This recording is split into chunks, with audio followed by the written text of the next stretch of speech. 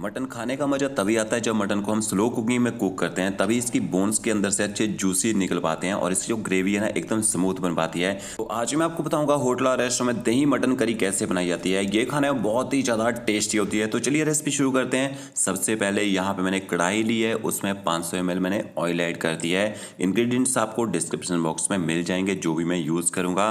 और जैसे आपको ऑयल थोड़ा सा गर्म होना शुरू हो जाए, इसके बाद आपने खड़े मसाले ऐड करने हैं। छोटी इलायची, बड़ी इलायची, दालचीनी, जावित्री, तेजपत्ता, लौंग और एक छोटा सा फूल मैंने इसमें स्टार एनिस का भी यूज़ किया है। तो मसालों को आराम से आप यहाँ पे गर्म होने दीजिए। जैसे आपके मसाले थोड़े से गर्म होना शुरू हो जाएंगे, इसके बाद आपने इसमें स्लाइस कटा हुआ प्याज ऐड कर देना है। आप चाहे प्याज को बारीक काट के भी ऐड कर सकते हैं। गैस की फ्लेम आपने हाई कर देनी है और हाई फ्लेम में प्याज को पकाना आपने शुरू कर देना है। जब भी आप दही मटन करी बनाते हैं, प्याज का यूज़ आपने ज़्यादा करना है, तभी उससे अच्छी ग्रेवी बन पाएगी, आपकी ग्रेवी थिक हो पाएगी। तो देखिए प्याज का कलर यहाँ पे चेंज हो चुका है। इसके बाद आपने 200 ग्राम अदरक लहसुन का पेस्ट ऐड करना है। ठीक सा पेस्ट बनाना है आपने। और इसके बाद आपने गैस की फ्लेम मीडियम कर देनी है। मीडियम फ्लेम में आपने अदरक लहसुन के पेस्ट को भी अच्छी तरह से पका लेना है। जब तक आपका अदरक लहसुन का पेस्ट पकेगा, आपका प्याज भी अच्छे से लाइट गोल्डन ब्राउन होना शुरू हो जाएगा।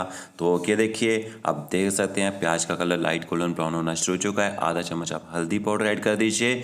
1 चम्मच आपने इसमें कश्मीरी लाल मिर्च पाउडर ऐड करना है और इनको भी प्याज के साथ अच्छी तरह से मिक्स कर लेना है। पहले हल्दी पाउडर और कश्मीरी लाल मिर्च पाउडर डालने से ग्रेवी में कलर अच्छा आएगा।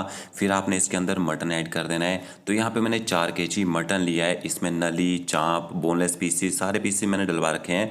और के देखिए गैस की फ्लेम थोड़ी देर के लिए हाई करेंगे और हाई फ्लेम में आपने मटन को पकाना शुरू कर देना है। जब तक मटन अच्छी तरह से गर्म नहीं होता है ना, तब तक आप मटन को हाई फ्लेम में पकाइए। जैसे मटन अच्छी तरह से गर्म हो जाएगा, उसके बाद आपने गैस की फ्लेम ना मीडियम टू लो रखनी है। आराम से आपने मटन को पकाना है, कोई जल्दबाजी नहीं करनी है। कम से कम 25 मिनट तक आपने मटन को ना इसी तरह से आराम से भूनते रहना है, तभी मटन की जो ग्रेवी है वो अच्छी तरह से स्मूथ बन पाएगी और जो प्याज हमने इसमें ऐड किया ना वो अच्छी तरह से गल पाएगा। तो ये देखिए यहाँ पे मुझे मटन को पकाते हुए 20 मिनट हो चुके हैं और जो प्याज डाला था मैंने मटन के अंदर वो अच्छी तरह से गलना भी शुरू हो चुका है। फिर आपने इसमें नमक ऐड करना है। तो 2 छोटे चम्मच भर के मैंने इसमें नमक ऐड कर दिया है और नमक को भी अच्छी तरह से मटन के साथ मिक्स कर लेते हैं। और एक बात, अगर आप मटन को मीडियम फ्लेम में पकाएंगे तो आपको मटन को बार बार ना पलटी करने की जरूरत नहीं पड़ेगी। इसमें कंटिन्यू पलटा चलाने की जरूरत भी नहीं है, बीच बीच में आपने पलटा चलाते रहना है। तो यहाँ पे मुझे मटन को पकाते हुए 25 मिनट हो चुके हैं और आप देख सकते हैं प्याज जो है पूरी तरह से गल चुका है, उसकी ना ग्रेवी बन चुकी है। तो इस तरह से आपने ना प्याज को पहले अच्छे से पकाना है। यहाँ पे जब प्याज अच्छी तरह से गल जाएगा, फिर आपने इसमें मसाले ऐड करने हैं। तो आधा पैकेट आपने इसमें देगी मिर्च पाउडर ऐड करना है। लगभग 50 ग्राम आप इसमें देगी मिर्च पाउडर ऐड कर दीजिए और 1 बड़ा चम्मच आपने इसमें जीरा पाउडर ऐड करना है। यहाँ पे मैंने कच्चा जीरा पाउडर का यूज़ किया है। और 2 बड़े चम्मच आपने इसमें धनिया पाउडर ऐड करना है। तो 4 kg मटन बना रहा हूँ, 2 बड़े चम्मच काफ़ी रहेंगे धनिया पाउडर के और इतने ही मसालों का यूज़ करना है। बाकी हम हल्दी पाउडर और देगी मिर्च पाउडर पहले भी ऐड कर चुके हैं मटन में। अगर आप ज़्यादा ही तीखा खाना चाहते हैं तो आधा चम्मच आप इसमें लाल मिर्ची पाउडर भी ऐड कर सकते हैं। और मसालों को एकदम लो फ्लेम में आपने मटन के साथ मिक्स कर लेना है।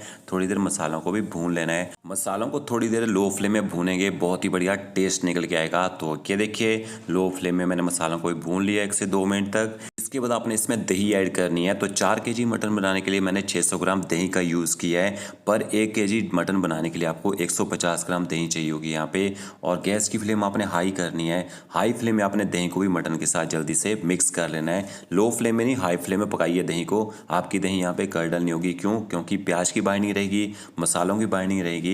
और इसके बाद फिर से आपने गैस की फ्लेम वैसे ही मीडियम कर देनी है और दही को भी आपने 8 से 10 मिनट तक यहाँ पे पका लेना है मसालों के साथ, ताकि दही का जो अपना टेस्ट है ना वो खत्म हो जाए। और एक बात, दही जब भी आप मटन में ऐड करेंगे या किसी भी डिश में ऐड करते हैं, उसको अच्छी तरह से फेंट के डालना है। उससे क्या होता है, एक तो दही के दाने नहीं बनते हैं और दूसरा ना दही कर्डल नहीं होती है। तो ये देखिए तब तक आपने दही को भूनना है जब तक दही अच्छी तरह से ऑयल छोड़ना शुरू ना कर दे। इसके बाद आपने इसमें पानी ऐड करना है। तो गर्म पानी का यूज़ करना है, आपने ठंडा पानी डालना है। तो 4 किलो मटन बना रहा हूँ, 2 लीटर मैंने इसमें पानी ऐड किया है। अगर आप कुकर में बना रहे हैं तो पानी का यूज़ आप कम कर सकते हैं, नहीं तो ग्रेवी जो है ज़्यादा ही पतली हो जाती है।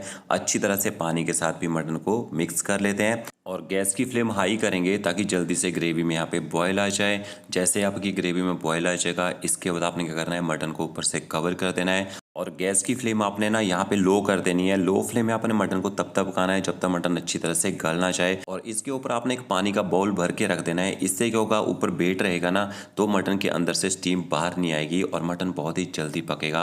और देखिए फ्लेम दिखा देता हूँ, इतनी लो फ्लेम में आपने मटन को आराम से पकने देना है। तो आपके पास टाइम है तो इस तरह से पका लीजिए। टाइम नहीं है, आप इस मटन को डायरेक्ट कुकर में डालिए और 2 विसल लगवाइए, आपका मटन बहुत ही जल्दी गल जाएगा।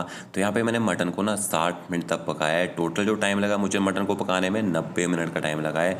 और ये देखिए हमारी जो दही वाली मटन करी है वो तैयार हो चुकी है और अच्छी तरह से इसकी जो ग्रेवी एकदम स्मूथ बनी है। ग्रेवी में जो कलर है ना बहुत ही बेहतरीन आया है। तो एक बार अच्छी तरह से मिक्स कर लेते हैं। लास्ट में आपने इसके ऊपर थोड़ा सा गर्म मसाला पाउडर ऐड करना है, थोड़ा सा बारीक कटा हुआ हरा धनिया डालना है। इनको भी अच्छी तरह से मिक्स कर लीजिए। अब आप बोलेंगे कि ऑयल बहुत ज़्यादा ग्रेवी के ऊपर, तो पतली ग्रेवी रहती है, जितना भी हम ऑयल डालते हैं ना ग्रेवी के ऊपर आ जाता है। तो इस तरह से आप मटन करी बना के देखिए, बहुत ही ज़बरदस्त बनेगी और आपका जो मटन है एकदम सॉफ्ट और जूसी बनेगा। तो फ्रेंड्स, अगर आपको मेरा वीडियो अच्छा लगा होगा तो लाइक शेयर कमेंट जरूर कीजिएगा। Okay friends, thank you.